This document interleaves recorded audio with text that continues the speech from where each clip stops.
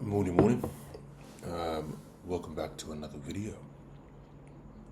It is the 15th of January, 2025. It's a Wednesday. It is 5 minutes past 5 a.m. Welcome back to another video. I have to record this in the morning because I'm going to be busy this afternoon. But welcome back. Welcome back to a year. I believe this is day 365, which is kind of wild. Look, I'm not gonna lie, I think I made a lot of promises about how I'd go about. Well, I mentioned, not promised, I mentioned I might do something special, but in regards to, saying all my favorite poems and whatnot. But I just haven't had. I have had time. I just couldn't be stuffed. Compiling the poems. That's more or less the brutal honesty. But I wanted to. I believe I know the first poem I did was called "The Man in the Arena." It's not actually a poem. It's a speech by Theodore or Teddy Roosevelt. He was the 50s. Oh, sorry, I gotta find it actually. I'll find it right now. President of the United States. He was the 26th President of the United States. So I'll read out this poem, or the speech. We'll do a small little reflection, and we'll go from there. The man, firstly, I'll do the reflection actually after. The man in the arena. It is not the critic who counts, not the man who points out how strong man stumbles, or where the doer of deeds could have done better. The credit belongs to the man who is actually in the arena, whose face is marred by dust and sweat and blood, who strives valiantly, who errs, who comes short again and again, who spends himself in a worthy cause, who, at the best, in the end, the triumph of high achievement, and who, at the worst, if he fails, at least he fails while daring greatly, so that his place shall never be with those cold and timid souls who neither know victory nor defeat. The man in the arena.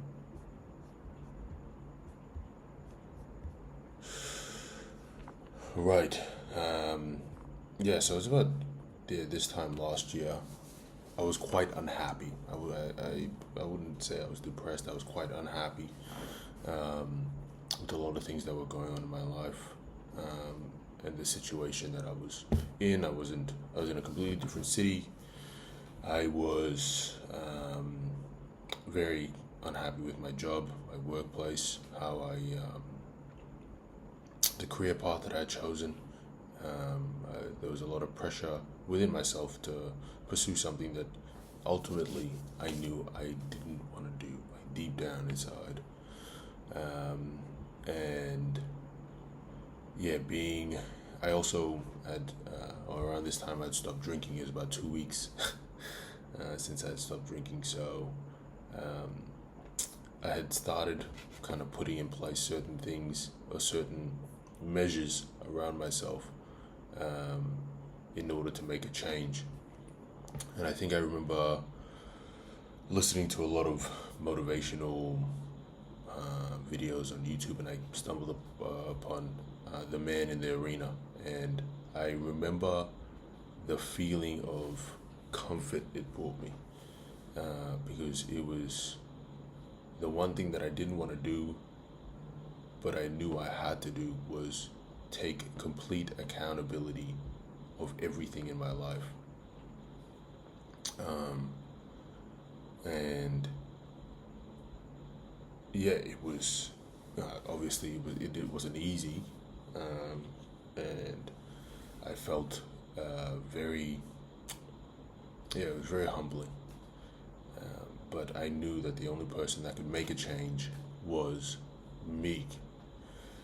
So when I came across this speech, when I tell you I listened to it repeatedly, day and night, for like 2 weeks, 3 weeks straight, and it was so, like, I was just so consumed by this idea that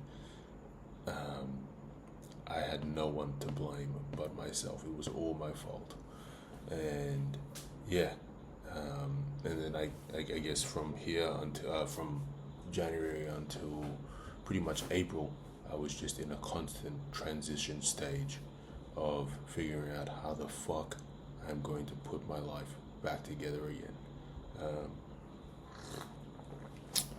And the arena was life. And yeah, and I think I related to it so much because it was like I had to look to friends and family for help, but I knew at the end of the day I was the one that had to answer a lot of questions that more or less I fucking suppressed for quite some time. And when you face those challenges, it's very you have to be very brutally honest with yourself and how you're gonna navigate this one chance at life that we have. And yeah, like I said, I put into motion a lot of changes. I stopped drinking. I really isolated myself, which isn't always healthy, but I had some very, very close friends where I would reach out to whenever I needed to. And I, got into my fitness, not so much my dieting. I leaned onto some colleagues here and there at work. But really, yeah, I was just figuring out who I was. And yeah, I think ultimately I had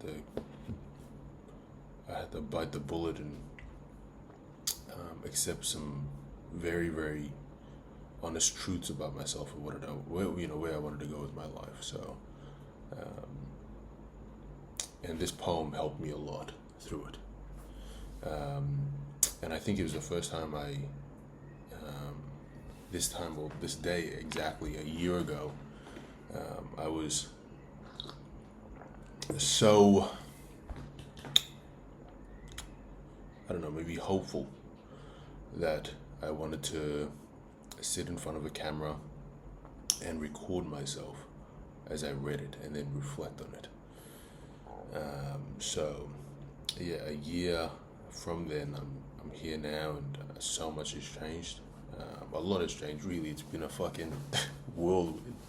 And all the poems that I've read, and I just kept doing it. I just kept sitting in front of a camera, reading a poem, and then reflecting on it. And fucking, some of those videos are trash. Some of the poems haven't been that good, but some of them have been incredible.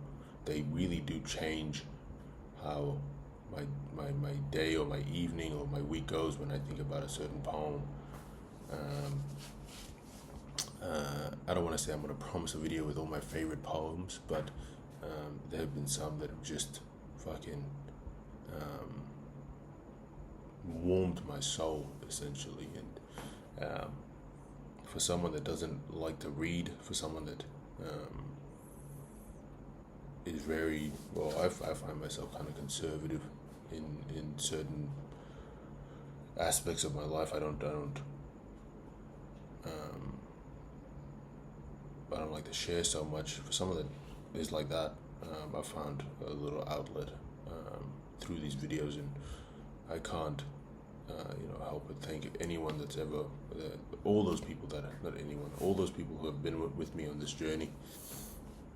I am extremely, extremely thankful. It has been incredible. I'm not gonna lie. I don't know if I'll this might be my last video. I think I hit the mark of a year, so I might stop, but well, I might keep going. I think it's helped me a lot with learning about life, learning about relationships, learning about the type of man I want to be, and learning about who I am now. You know what I mean? And I think that has been it's been quite a ride. It's been quite a ride. I know I've got family and friends that are watching this, and some people, I'm almost certain, a lot of people that are probably watching this actually don't know, because I'm certain there's a few people on here that I haven't met yet or know about, but yeah, it is what it is. All these videos that I've done have been fucking off the cuff. I've never, the only time I've ever pre-planned it is when I read over the poem, or when I think about something I'm gonna say during the day, and then I come record it and I'll tell you a story about it. But other than that, I don't edit any of these videos. I don't rewatch them. I just put it out there, and you guys kind of see it for what it is. And it does feel as if fucking it doesn't really feel like I'm having a convo with you guys. It more feels like you guys are just watching me have a convo with myself. However, I do feel like I'd love, if actually, no, sorry, I forgot what I was gonna say. See, and those little fucking errors that I make, the swear words, whatever, you guys get to watch it all. So, sorry if I feel a bit, or I look or sound a bit dull. It is quite early. I gotta go make my lunch now before I get ready for work. But, look, I just remember this position I was in last year. Someone told me where I'd be right now. I think I would be very proud of myself, and I know that I am now. I hope that through these videos, through a little aspect of my life, this little journey, I hope that it motivates anybody, or it's a source of inspiration for anybody, because I remember when I was fucking down and out. I was scouring through YouTube and reading journals and fucking articles, and I was looking for any source of motivation, because I needed it. And I hope that this little journey of mine can be that to anybody else watching. The man in the arena, fucking incredible speech. The fact that he was able to describe it like that, and I think if I could reflect on it, that my story I feel like I used so much of that speech, because I knew that no one was gonna catch me if I failed, as I made certain transitions. The only person at the end of the day is you, or was me, or the metaphor is that you are the only person in your life. At the end of the day, you are the one that has to stand and face up to the choices. You have to face the consequences of your choices. And I think my favorite bit will always be that last few lines, and I'll read it out. who at the worst, if he fails, at least fails while daring greatly, so that his place shall never be with those cold and timid souls who never knew the victory or defeat, because they didn't fucking try. And that was it. It was the opportunity that I had to try and to do something that I didn't know was out there.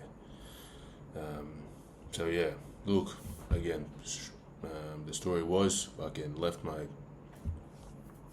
office job, pursued a career in a trade, and here I am.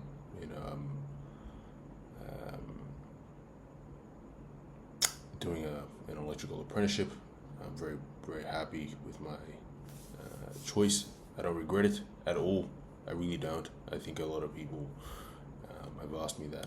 I don't fucking regret one bit, one day. I'm as hard as it is, as much as the fucking sun beats on my skin, and